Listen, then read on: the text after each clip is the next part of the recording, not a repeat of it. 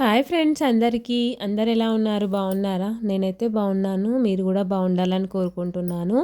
ఈరోజు వీడియో అయితే కనుమ రోజు వీడియో అండి. కనుమ రోజు అయితే రథం ముగ్గు వేస్తాం కదా, ఈ గిరక ముగ్గుతోని రథం ముగ్గు అయితే వేస్తున్నాము. మా వాకిలి పచ్చిగా ఉంటే గిరక తిరగదు అని వాకిలి మొత్తం ఎండిన తర్వాత అయితే గిరక ముగ్గుతోనైతే స్టార్ట్ చేసినాము. మా అత్తమ్మ పెద్దగా వేస్తుంది కదా, అంటే ఎవ్రీసారి మేము పెద్దగానే వేస్తాము.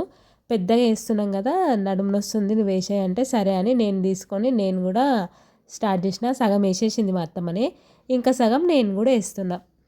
అయితే ఇక్కడ మా పల్లవి ఇక్కడ చెయ్యి అయితే చూపిస్తారు. ఎందుకంటే 4 పయ్యలు ఉండాలి, పెద్ద రథం కదా, 2 పయ్యలకి గుంజదు అంటే కాదు, 2 పయ్యలు వేస్తా అని చెప్పిన. ఇక్కడ ఇవి సైడ్లకు వేస్తాము. ఈ సైడ్లకు వేసే వాటిని ఏమంటారో నాకైతే తెలియదు. నేనైతే అవి పువ్వులు అనుకుంటా.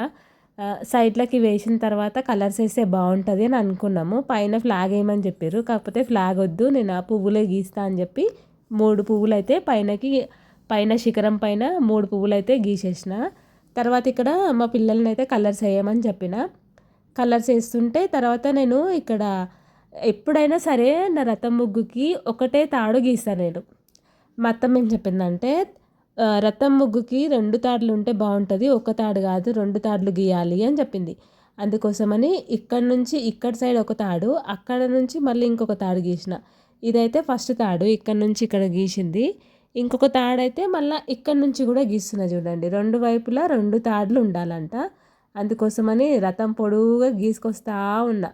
కిందికి గుంజడానికి తాడు పెద్దగా కావాలి కదా, అట్లా అని పెద్దగా గీస్తూనే ఉన్నా. ఇది నా రథం ముగ్గు. తర్వాత ఫైనల్గా మేము కలర్స్ అయితే వేసేసినాం మా పెద్ద రథం ముగ్గుకి. కనుమ రోజు ఇలా అయ్యింది. తర్వాత ఏంటంటే నాకైతే డ్యూటీ ఉంది, నేను డ్యూటీకి వెళ్ళిపోవాలి. నిన్న వండిన నాన్ వెజ్ అయితే ఉంది మస్తుగా, అదే ఈరోజు తినడం. మా అత్తమ్మ నాన్ వెజ్ తినరు, మా మామయ్య మా అత్తమ్మ ఇద్దరు. అందుకోసమే వీళ్ళు టమాటా కూర అయితే వండుతుంది ఇక్కడ మా అత్తమ్మ. మేము నాన్ వెజ్తో సరిపెడతాం. మీకు ఎలా గడిచింది?